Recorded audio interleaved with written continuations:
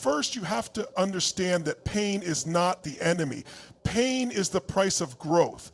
Every successful person you admire has been through something that should have broken them, but it didn't. Tolerate, not because they were special, not because they had some superhuman ability to avoid struggle, but because they learned how to use their pain instead of letting their pain use them.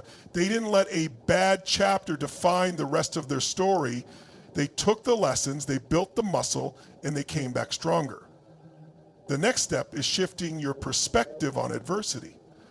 Most people see challenges as proof that they're failing, but what if you started seeing them as proof that you're growing? What if every obstacle, every setback, every disappointment wasn't a dead end, but a doorway? A doorway that's forcing you to level up, to become stronger, to think differently, to expand beyond what you thought you were capable of. And let's talk about emotional control. Because in a world that thrives on distraction, negativity, and fear, one of the most powerful things you can do is control your state. Too many people go through life reacting to whatever happens to them. They wake up, check their phones, and immediately let the news, social media, or someone else's drama dictate how they feel. They give away their emotional power without even realizing it. But here's the truth. You decide how you feel. Not your circumstances, not other people, you. And the moment you take ownership of that, everything changes. That's why rituals and habits matter. Because your emotions aren't random, they're conditioned. If you start every day focusing on gratitude, if you fuel your mind with empowering thoughts instead of negativity, if you train yourself to find solutions instead of excuses, then you're programming yourself for resilience. You're building the kind of emotional muscle that won't crumble the moment things get tough. Because let's be real, life is going to test you, it's going to push you, it's going to challenge everything you think you know about yourself. The question isn't if adversity is coming. The question is whether you'll be strong enough to handle it when it does. And the answer to that question is being written right now, in the way you train your mind, in the way you build your emotional resilience. So here's the bottom line.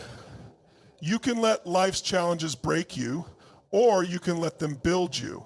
You can shrink under pressure, or you can rise because of it. But whatever you do, don't wait for things to get easier, get stronger. Because the stronger you become, the less anything can stop you. If there's one skill that will determine your success in the future, it's adaptability. The world is changing faster than ever. Industries are shifting, technology is evolving, and the way we do business, communicate, and navigate life is transforming at a speed we've never seen before. If you want to stay ahead, if you want to thrive instead of just survive, you must become adaptable. You have to train yourself to pivot, to adjust, to embrace uncertainty instead of fearing it. Because here's the truth, certainty is an illusion. The only thing you can count on is change. The question is, will you fight it or will you leverage it? Most people get stuck because they're attached to how things used to be. They resist change because it feels uncomfortable. But let me tell you something, comfort is the enemy of growth.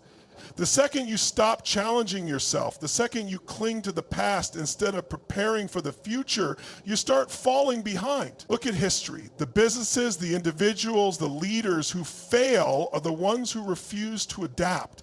They're the ones who keep playing by the old rules, hoping the world will stay the same. But the world doesn't wait for anyone. So how do you master adaptability? First, you shift your mindset. Instead of fearing the unknown, you have to start training yourself